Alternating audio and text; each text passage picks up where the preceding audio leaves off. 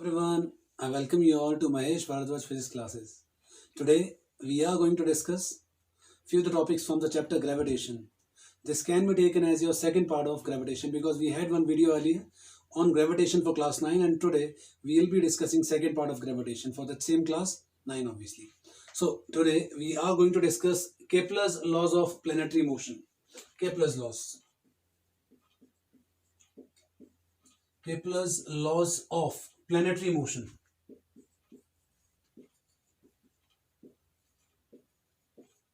नाम से आपको पता लग जाएगा किसके लॉज हैं, केपलर्स के. Who was Kepler? Kepler was a well non physicist. ये काफी पुराने फिजिसिस्ट थे, काफी बुजुर्ग थे, काफी मैच्योर, काफी you can say among some oldest of the physicist, oldest of the scientist. हमारे पास जो नाम है वो किसका नाम आता है? आपका केपलर का नाम आता है. अब केपलर ने कुछ लॉज दिए थे. अगर हम कंपेयर करते हैं केपलर को बेटा, इनको अगर आप कंपेयर करें आइंस्टाइन, न्यूटन, गैलीलियो, इनसे काफी पुराने साइंटिस्ट थे, पुराने फिजिसिस्ट थे. इन्होंने ये कॉन्सेप्ट केपलर्स के लॉज के दिए हुए हैं. आपका first law, second law, third law आता है. वो सारे के सारे लॉ जो केपलर्स के आते हैं वो इन्होंने केपलर्स ने दे रखे हैं. और वो कैसे दिए हैं मैं आपको बताऊं. ये लगातार there was one habit of Kepler. वो लगातार लेट नाइट टेलीस्कोप लेके जो एस्ट्रोनॉमी आपके हेवनली बॉडीज हैं इनकी मूवमेंट को चेक करते रहते थे, ऑब्जर्व करते रहते थे. और यहाँ पर एक बड़ा अच्छा सा मैकेनिज्म था. इनकी वाइफ जो थी वो अपने आप को सेकेंड वाइफ और उस टेलीस्कोप को फर्स्ट वाइफ कहा करती थी. So there was a mechanism regarding it and that is one relation that we can very easily understand in case of the interest, in case of that interest that Kepler's used to have regarding astronomy. Heavenly bodies की movement के regarding जो उनका interest था वो अंदाजा इसी से लग सकता है कि वो अपना बहुत सारा टाइम इसको देखते देखते स्पेंड किया करते थे. एनीवे, उन्होंने 3 लॉ दिए थे. पहला लॉ जो उनका था that was law of orbits. First was law of orbit. जो लॉ ऑफ ऑर्बिट था इसको हम कुछ इस तरह से देखते हैं. पहले मैंने एक एलिप्टिकल पाथ बना दिया है. जो एलिप्टिकल पाथ बनाया है इसमें एक चीज आपके पास फ्रेम करके बता देता हूँ. यहाँ एक पॉइंट है, यहाँ एक पॉइंट है. एलिप्स इस शेप का होता है तो एलिप्टिकल पाथ कैसा हो जाएगा? जैसा एलिप्स का शेप है वो एलिप्टिकल पाथ बन जाएगा. जब हम एलिप्टिकल पाथ की बात करते हैं, मैं कंडीशनली चीजें आपको बता रहा हूँ कि हर एक प्लेनेट, जो केपलर का पहला लॉ है लॉ ऑफ ऑर्बिट, वो कहते हैं every planet revolves around sun in one elliptical orbit by keeping sun at one of the foci. मतलब आपके पास एक एलिप्टिकल पाथ है इसी तरह का. इस एलिप्टिकल पाथ में सन आपके यहां पर है और इसके अराउंड प्लेनेट मूव कर रहे हैं कुछ इस तरह से. अब ये क्यों बनाया मैंने? ये समझाने के लिए बनाया कि मैं आपके पास स्टेटमेंट जो बोल रहा था केपलर्स फर्स्ट लॉ की, वो क्या थी? मैंने कहा था every planet revolves around sun in an elliptical orbit by keeping sun at one foci. Foci मतलब क्या होता है? फोकाई होता है फोकस का प्लूरल. अगर एक है तो फोकस है, ज्यादा हो गया तो फोकाई हो गया. अब फोकाई क्यों है? क्योंकि एलिप्स के लिए 2 फोकाई होते हैं, एक ये. तो इन दो में से किसी एक फोकाई पर हमने किसको एज्यूम करा है? सन को. सन को एक फोकाई पर एज्यूम करा, उसके अराउंड क्या मूव कर रहा है? प्लेनेट मूव कर रहा है. तो वो प्लेनेट अर्थ हो सकता है, कोई भी दूसरा प्लेनेट हो सकता है. जितने भी प्लेनेट आपके पास हैं उनमें से कोई भी प्लेनेट के कॉरेस्पॉन्डिंग आप ऑब्जर्व करोगे तो वो प्लेनेटरी मोशन किस में होगा? एक इलिप्टिकल पाथ में होगा. And for every single planet sun will be kept at one of the foci. एक फोकाई पर आप उसको देखोगे, एक सिंगल फोकस पे आप उसको ऑब्जर्व करके देखोगे. तो ये आपका स्टेटमेंट आता है इसका फर्स्ट लॉ का, जिसको हम कहते हैं लॉ ऑफ ऑर्बिट. मैं दोबारा रिपीट करता हूं बेटा, every planet revolve around sun in an elliptical orbit by keeping sun at one of the foci. ये पहला स्टेटमेंट था. अब इसके बाद आपका सेकंड लॉ आता है. सेकंड लॉ आता है law of area. Second law आपका है law of area. So will write down to be law of area.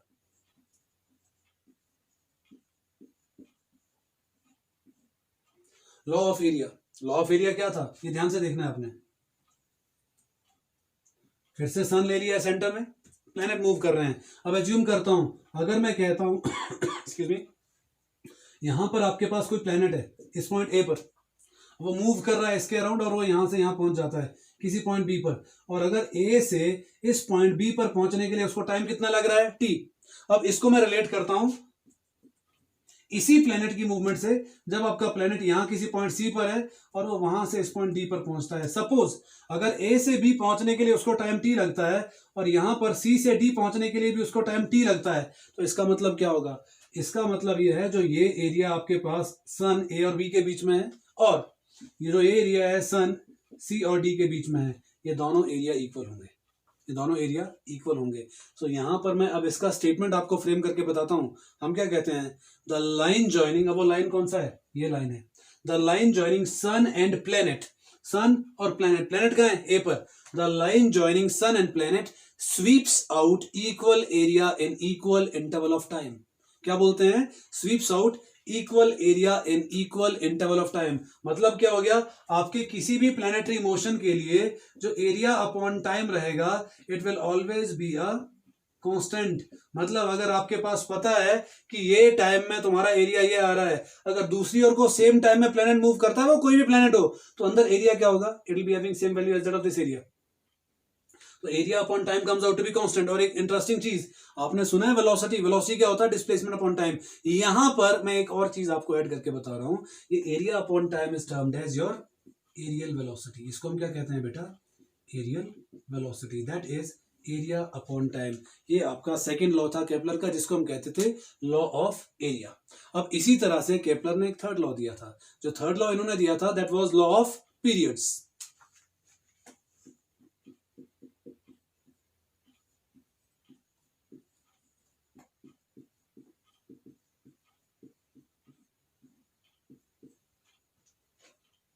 अब जो लॉ ऑफ पीरियड आता है बेटा, पीरियड सजेस्ट करता है टाइम को, समझ आ रहा है, पीरियड मतलब क्या है, time.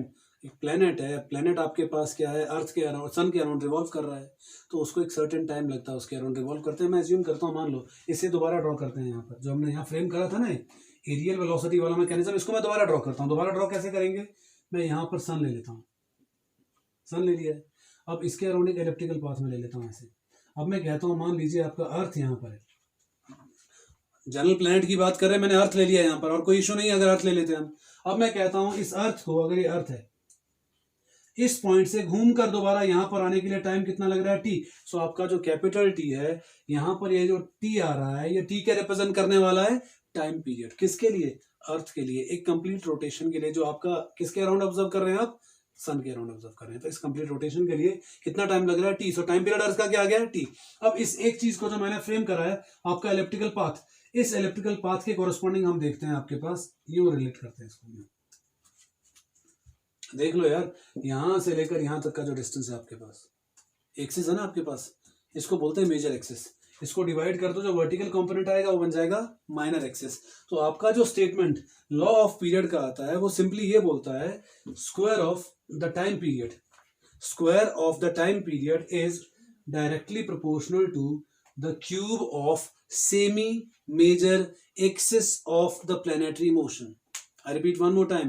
Square of the time period is directly proportional to the cube of semi-major axis of the planetary motion. अब ये r कहाँ से आ गया है, आपके पास इसका जो अर्थ का रेडियस आ रहा है ना, ये सॉरी, ये प्लैनेटरी मोशन का जो पाथ का रेडियस आ रहा है, ये आ रहा है, यहां से लेकर यहां तक का डिस्टेंस आ रहा है। इसका जो डिवाइड करके अगर मैं देखता हूँ, इसको मैं डिवाइड कर लेता हूँ इसको ऐसे। अब आपका ये जो पार्ट आएगा, ये अप्रोक्सीमेटली मीन वैल्यू आती है, किसकी, इसके प्लैनेटरी मोशन की मीन वैल्यू आती है। तो आपका ये जो डिस्टेंस होता है, इसको जब आप डिवाइड करके देखते हैं, इस एक मेजर एक्सिस के इस पार्ट को हम क्या बोलते हैं, सेमी मेजर एक्सिस। अगर इसका वैल्यू आर है तो आपके पास T square will be proportional to R cube. और ये सिर्फ अर्थ के लिए एप्लीकेबल नहीं है, जितने भी लॉज हैं सबके लिए एप्लीकेबल हैं फॉर एवरी सिंगल प्लैनेट। और इसको अगर सिंप्लीफाई करेंगे तो यहां से एक चीज और पता लगती है, T square upon R cube is also coming out to be a constant. और जो सबसे मजेदार चीज है वो ये है, एक प्लेनेट के लिए मान लीजिए टाइम क्या है, T1, कोई भी प्लेनेट है, अर्थ है, टाइम आ गया T1, उसके लिए सेम मेजर एक्सिस आ गया R1, तो T1 square upon R1 cube. अब मैं कंपेयर कर लेता हूं इसको किसी दूसरे प्लेनेट से। अगर मैं कंपेयर करता हूं इसको मर्क्यूरी से, मर्क्यूरी के लिए सपोज टाइम पीरियड क्या आ गया है, T2, तो T2 स्क्वायर, और उसका रेडियस आ गया, सेम मेजर एक्सिस आ गया R2, R2 क्यूब। ये दोनों का value, that is T1 square upon R1 cube of earth will be having same value as that of T2 square upon R2 cube, and for this reason we always say it is always coming out to be a constant quantity. ये आपके Kepler's के तीन laws आते हैं बेटा, Kepler's first law that is law of orbit, Kepler's second law that is law of area, Kepler's third law that is law of periods. तो ये आपके तीन लॉ आते हैं केपलर्स के, जो हम बड़ी आसानी से यहाँ से समझ सकते हैं। एंड आई बिलीव जो चीजें हमने अभी डिस्कस करी हैं इसके रिगार्डिंग सबको क्लियरली समझ आ गई होंगी। Let's move further. इसके बाद हम बात करते हैं किसी भी चीज के गिरने की। कोई भी चीज जब गिरती है नीचे को यार, सपोज मेरे हाथ में चौक है, ये मार्कर है यहाँ पर, मैं क्या बोल रहा हूँ, जब इसको ऊपर से ड्रॉप करता हूँ, ड्रॉप करके क्या होता है, ये नीचे चला गया है। कोई भी चीज ऊपर से गिरेगी कहाँ जाएगी, नीचे जाएगी। नीचे क्यों जाएगी, अर्थ की ग्रेविटी उसको नीचे पुल कर रही है। सिंपल सा मैकेनिज्म है ना, अर्थ का ग्रेविटी उसको क्या कर रहा है, gravity is a force, so that is pulling the object toward the centre of earth as if I am standing on the earth. ये मैं ऐसे खड़ा हूं, मैं नीचे को ही क्यों जा रहा हूँ, ऊपर को क्यों नहीं जाता, क्यों, अर्थ मुझको खींच रहा है भाई, सीधा सा मैकेनिज्म है। अब यहाँ पर जब फ्री फॉल की बात करते हैं तो फ्री फॉल क्या होता है,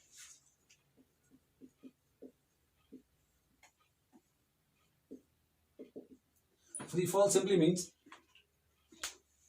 falling of an object.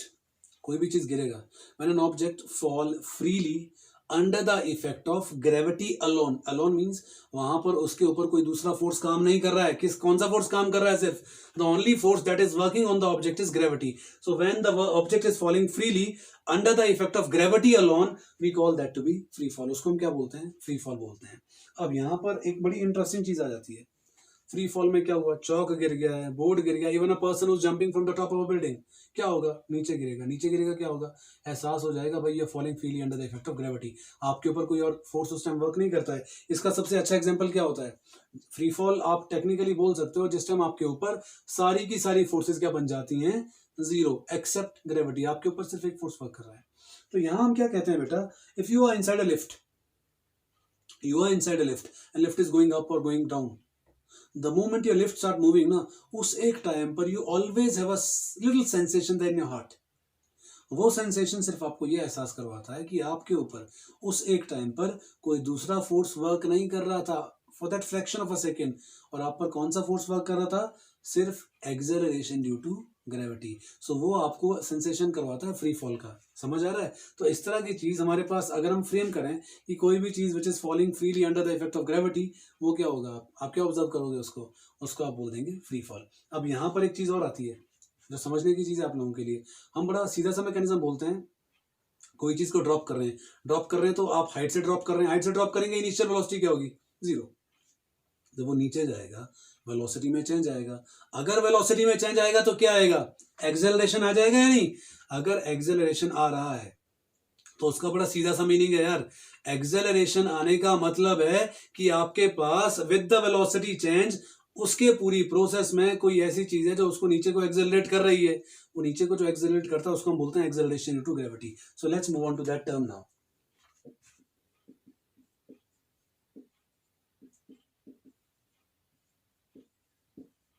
Acceleration due to gravity, ये जो आपका एक्सेलरेशन ड्यू टू ग्रेविटी है बेटा, इसको आप रिप्रेजेंट करते हैं स्मॉल जी से, स्मॉल जी। तो हम जब भी आपको पूछा जाएगा एक्सेलरेशन ड्यू टू ग्रेविटी क्या है, आपका बड़ा सीधा सा आंसर क्या रहने वाला है, आप बोल दोगे whenever we are observing an object falling freely under the effect of gravity, so it obviously will be having some acceleration because we are observing some change in its velocity। अब जो change in velocity इसके लिए acceleration create कर रहा है, acceleration develop कर रहा है, वो कौन सा acceleration होगा, that acceleration will be termed as acceleration due to gravity. उसको हम क्या बोलते हैं, एक्सेलरेशन ड्यू टू ग्रेविटी। अब अगर मैं अपने वेट की बात कर दूं, यहीं पर मैं आपको बता देता हूं मेरा वेट। अगर आपको डिफाइन करना है व्हाट इज वेट, हम बोल देंगे weight is a kind of force. क्या है weight, weight is a kind of force with which a body is pulled toward the centre of earth. होता है नहीं। अब आपको सबको पता है अगर फोर्स है तो वेट का वैल्यू भी क्या होना चाहिए, मास इनटू एक्सेलरेशन। एम मेरा मास है, ए एक्सेलरेशन आ गया है। अब क्योंकि अगर मेरे को अर्थ खींच रहा है तो कौन सा एक्सेलरेशन वर्क करेगा मेरे पे, एक्सेलरेशन ड्यू टू ग्रेविटी। तो ये फॉर्मूला एम ए नहीं बनेगा, क्या बन जाएगा, M into G. So weight आपके पास क्या है, weight is a kind of force with which an object of any mass is being pulled towards the center of earth।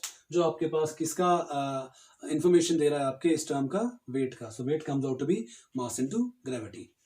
So anyway, free fall, freely falling कोई भी object होगा नीचे को जाएगा जिस पर कोई और दूसरा फोर्स वर्क नहीं कर रहा है, उसको आप क्या बोल देते हैं, free fall.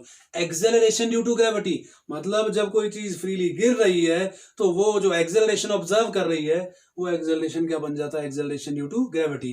Then comes your term wait.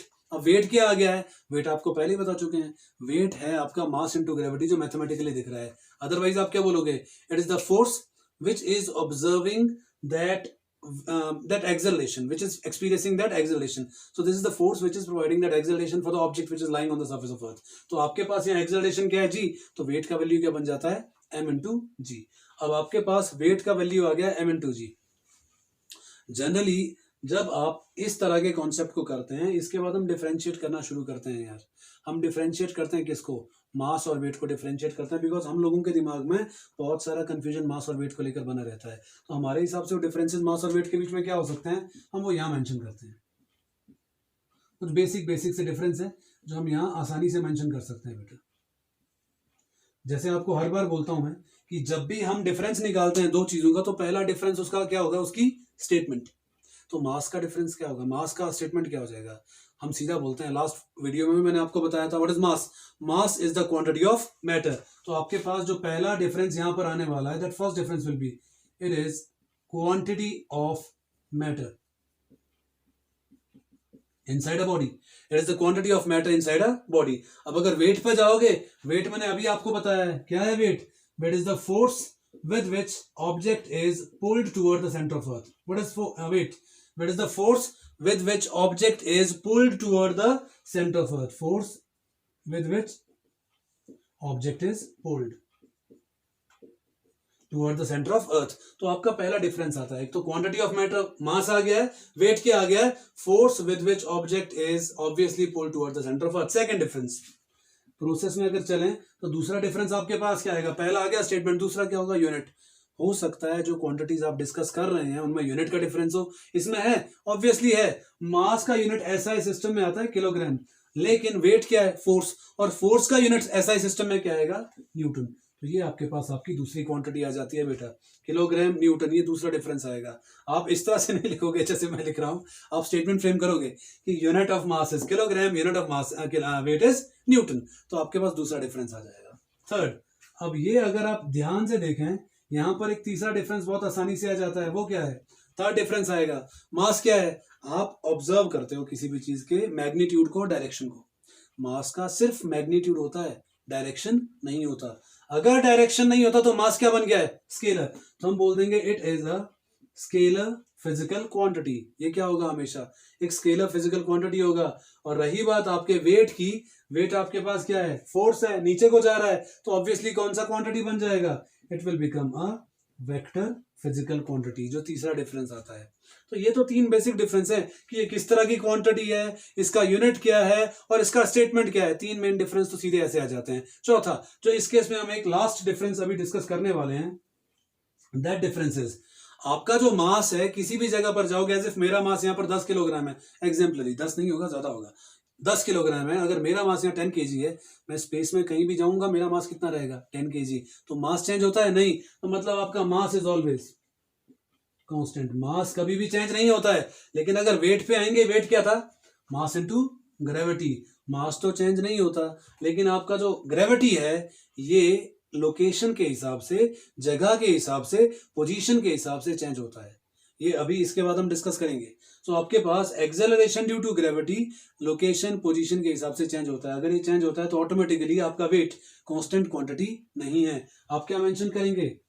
Weight is not a constant quantity, is not a constant quantity. तो ये आपके पास इसका चौथा डिफरेंस आ जाता है बेटा, जो हम बड़ी आसानी से यहाँ ऑब्जर्व कर सकते हैं, किसके कोरस्पॉन्डिंग? मास और वेट के कोरस्पॉन्डिंग। आई होप ये जो चीजें कर ली हैं समझ आ गया है, कोई कंफ्यूजन नहीं है इसमें। अगर इसमें कोई कंफ्यूजन नहीं है तो हम एक चीज और करेंगे अभी, वो चीज आपकी है एक्सेलरेशन ड्यू टू ग्रेविटी। क्योंकि एक्सेलरेशन ड्यू टू ग्रेविटी हम कॉन्सेप्ट की फॉर्म में, स्टेटमेंट की फॉर्म में तो पढ़ चुके हैं, लेकिन इसका एक फॉर्मूला होता है। फॉर्मूला क्या होता है, एक्सप्रेशन क्या होता है, वो हम निकालेंगे। वो निकालने के लिए क्या करना पड़ेगा? ये पूरा पार्ट पहले इरेज करना पड़ेगा। तो ऐसा करते हैं, इसको इरेज कर लेते हैं यार। अब इरेज करेंगे तो डायरेक्टली मैं क्या करूंगा, यहाँ पर आपके सामने एक डायग्राम ड्रॉ कर दूंगा। द मोमेंट मैंने डायग्राम ड्रॉ कर लिया है, डायग्राम ड्रॉ करके आपके पास एक बड़ा आसान सा एक्सप्रेशन यहाँ पर आ जाएगा, जिस एक्सप्रेशन के थ्रू आप एक्सेलरेशन ड्यू टू ग्रेविटी का वैल्यू निकाल सकते हो।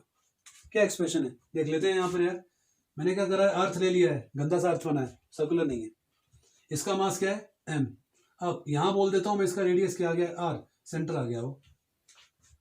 इसके ऊपर मैं खड़ा हूं, मेरा मास स्मॉल m है। ये दिस इज मी, मेरा मास क्या है? स्मॉल m है। अब आपको पता है, अगर मैं अर्थ के ऊपर खड़ा हूं, मेरा वेट क्या होगा? अभी डिस्कस कर रहे थे, मास इनटू ग्रेविटी। वेट क्या है? A kind of force. तो सबसे पहली चीज मेंशन कर लेता हूं, weight. Weight is a force with which I being the object is being pulled. मेरे को अर्थ खींच रही है। अगर वेट आपके पास आ रहा है तो वेट का फॉर्मूला क्या बन जाएगा, mg। और डायरेक्शन आपको सबको पता है क्या है, वर्टिकली डाउनवर्ड, क्योंकि अर्थ खींच रहा है उसको भाई। तो वेट आपके पास क्या आ गया, मास इनटू ग्रेविटी। अब इसी तरह से अगर मैं बात करता हूं अर्थ की, अर्थ का मास क्या है, कैपिटल एम, मेरा मास क्या है, स्मॉल एम। अब अगर मेरे बॉडी के सेंटर से अर्थ के सेंटर तक का डिस्टेंस देखते हैं, अब मेरी नाभि तक का डिस्टेंस यार अर्थ के ऊपर कितना होगा, नेग्लिजिबल होगा। लेकिन अगर इस डिस्टेंस की बात करता हूं तो आपके पास आर का वैल्यू होता है 6400 किलोमीटर, 6400 किलोमीटर है अर्थ का रेडियस। अब उस रेडियस के कंपैरिजन में 1 मीटर या फिर लेस देन 1 मीटर क्या काउंटिंग में होगा, कहीं नेग्लिजिबल होगा। तो हम अपनी हाइट को, अपने अंदर के डिस्टेंस को कंसिडर नहीं करते, हम किस डिस्टेंस को कंसिडर करेंगे, ये डिस्टेंस आर को। क्यों, क्योंकि it is a huge value, 6400 kilometre बहुत ज्यादा होता है। कंपेयर 100 मीटर को 64 किलोमीटर से, 100 आपका जो मीटर है वो भी इसके सामने नेग्लिजिबल है। तो 0.11 मीटर तो कहीं काउंट ही नहीं होता है। तो आपके पास नेक्स्ट पार्ट क्या रहेगा, जैसे वेट एक फोर्स है बेटा जो मैं ऑब्जर्व कर रहा हूं अर्थ के ऊपर खड़ा होकर, वैसे ही इन टर्म्स ऑफ ग्रेविटेशन अर्थ मुझ पर एक फोर्स अप्लाई करेगा। कौन सा फोर्स होगा, उसका वैल्यू भी यहां निकल जाएगा। ग्रेविटेशनल फोर्स का मैकेनिज्म क्या था, जी, हम बोलते थे m1 m2 upon R square, यही पढ़ते थे ना आप लोग। अब यहाँ m1 क्या है, मास ऑफ अर्थ, वो क्या बन गया है, कैपिटल एम। m2 क्या है, मेरा मास, वो कितना है, स्मॉल एम।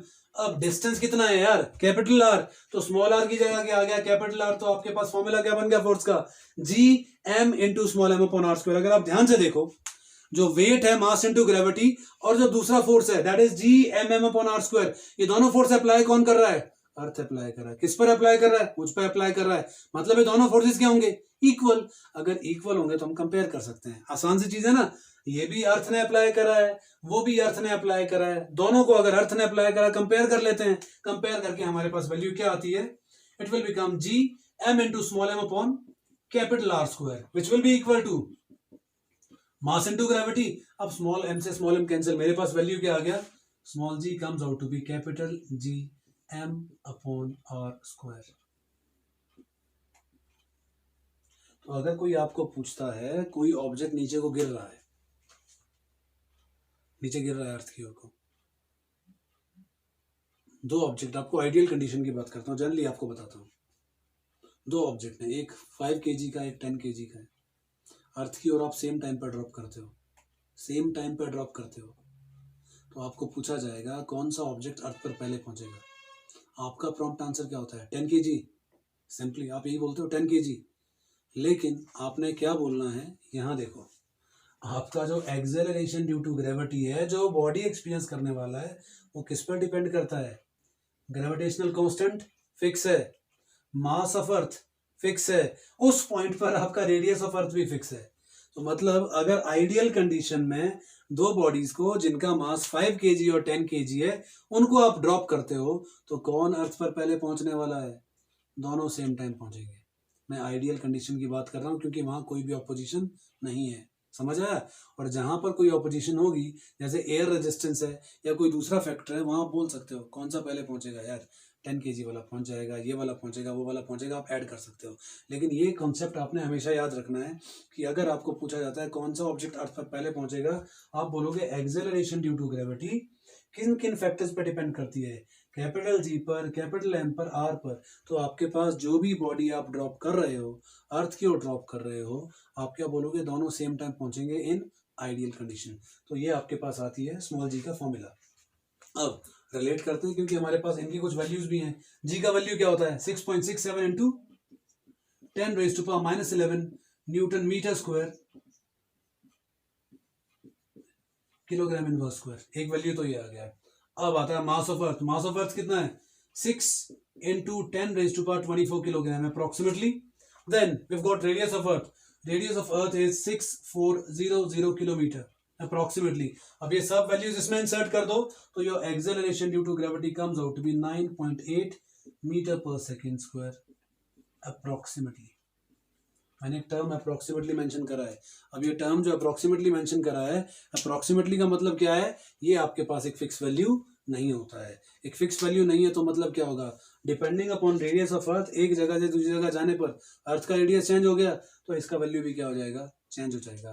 तो ये कुछ चीज़ें, आई होप जो चीज़ें आपने करी हैं वो आप लोगों को समझ आ गई हैं। मैं ये एक्सपेक्ट कर रहा हूँ, and what am I expecting is कि हर एक चीज़ आप जो इसमें देखते हैं वो एक सीक्वेंस में ऑब्जर्व कर रहे हैं, और इनको समझने का एक बड़ा आसान सा पैटर्न है, which I believe is understood to everyone. There's one request from my side to please like, share, obviously subscribe my page. Thank you.